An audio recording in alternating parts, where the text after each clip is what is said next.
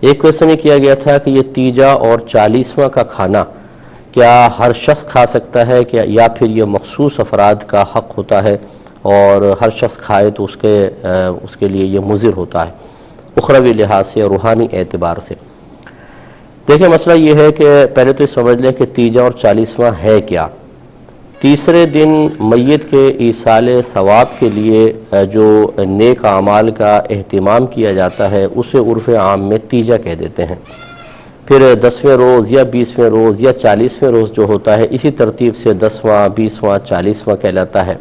سال کے آخر میں اگر کسی بزرگ کے ایصال ثواب کا اہتمام کیا جائے، اس کے لیے مجلس محفل ہو تو اس کو عرس کا نام دے دیتے ہیں، اور عام شخص کے لیے ہو تو اس کو برسی کہا جاتا ہے۔ تو یہ دراصل ایصال ثواب کا اہتمام کیا جاتا ہے، اس اعتبار سے ان دنوں کے نام ہو گئے ہیں، اور کسی کا بھی یہ کانسیپٹ نہیں ہوتا، نہ ہونا چاہیے کہ تیسرے دن ہی ایصال ثواب ہو سکتا ہے، اس کے علاوہ نہیں۔ اگر کوئی اس کو لازم و ملزوم سمجھے، کیونکہ یہ مستحب ہے، کوئی لازم ملزوم نہیں ہے، مطلب فرض یا واجب نہیں ہے، تو اگر کوئی اس کو فرض یا واجب کا درجہ دے کہ ضرور ہی کرنا ہے، یہ بھی غلط۔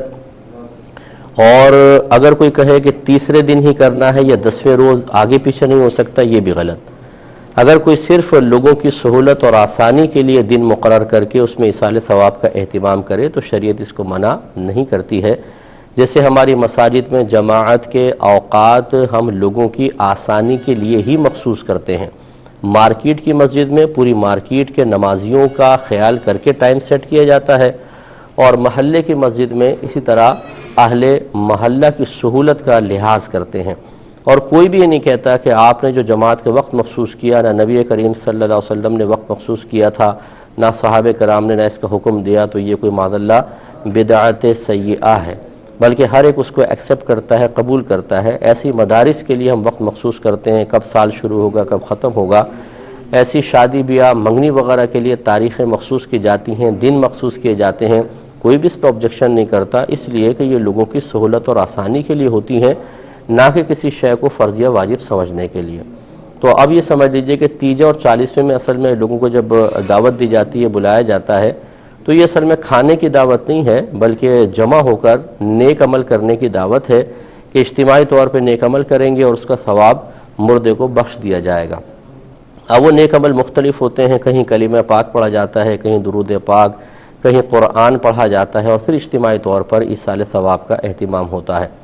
اس کے بعد پھر ایک ہمارے ہاں یہ عرف بھی رائج ہو چکا ہے کہ کچھ کھانے وغیرہ کا اہتمام، کیونکہ لوگ صبح آتے ہیں، جیسے 10-11 بجے آئے تو اب 3-4 بجے تک یہ اہتمام ایصال ثواب کا چلتا رہتا ہے، تو پھر ان کی آسانی اور سہولت کے لیے کھانے وغیرہ کا بھی اہتمام ہو جاتا ہے، جسے کوئی بھی فرض یا واجب سمجھ کر نہیں کرتا، اور کرتا ہے تو غلط کرتا ہے۔ یعنی فرض یا واجب نہ سمجھیں، ایک مستحب ہے، مہمان آتے ہیں گھر میں ان کو کھلا دیا جائے۔ تو یہ ہے تیجا، 40واں، 10واں، 20واں یا برسی۔ اب یہ کھانا ایک کے لیے کھانا جائز ہے یا نہیں، اس میں اصول یہ ہوتا ہے کہ اگر میزبان اس بات کا صراحتاً اعلان کر دے کہ یہ میں نے صرف غریبوں کے لیے بنایا ہے، تو پھر تو کسی امیر کو کھانا شرعاً جائز نہیں، جس کے بارے میں ہمارے اکابرین نے فرمایا کہ میت کا کھانا کھانے سے دل مردہ ہو جاتا ہے۔ یہ اس کے بارے میں ہے کہ جب مخصوص کر دیا جائے کہ یہ غریبوں کا اہتمام ہے۔ جیسے آپ یہ دیکھیں کہ بہت سے ویلفیئر والے کھانا کھلاتے ہیں، اور وہ ان کا مقصود یہ ہوتا ہے کہ غریب لوگ جو ہیں وہ آ کے کھانا کھائیں۔ وہاں اگر کوئی امیر بیٹھ کر جو صاحب ثروت ہے یا غنی ہے یا غیر محتاج اگر کھانا کھائے گا، تو وہ چونکہ غریب کا حق کھا رہا ہے، اور غریب کا حق کھانے کی وجہ سے لازم بات ہے کہ قلب پہ اثر پڑے گا، اس لیے دل مردہ ہونے کے بارے میں کہا گیا۔ لیکن ہمارے ہاں جو یہ تیجا، 40واں، 10واں، 20واں برسی یا عرس ہوتا ہے، اس میں کہیں بھی غریب کی تخصیص نہیں ہے۔ اب یہ عرف بدل چکا ہے، برادری کے لوگ آتے ہیں، خاندان کے لوگ آتے ہیں، اہل محلہ آتے ہیں، اور بلا تفریق سب کے لیے کھانے کا اہتمام کیا جاتا ہے۔ لہٰذا اس کھانے کو کھا کر کوئی دل مردہ نہیں ہوگا،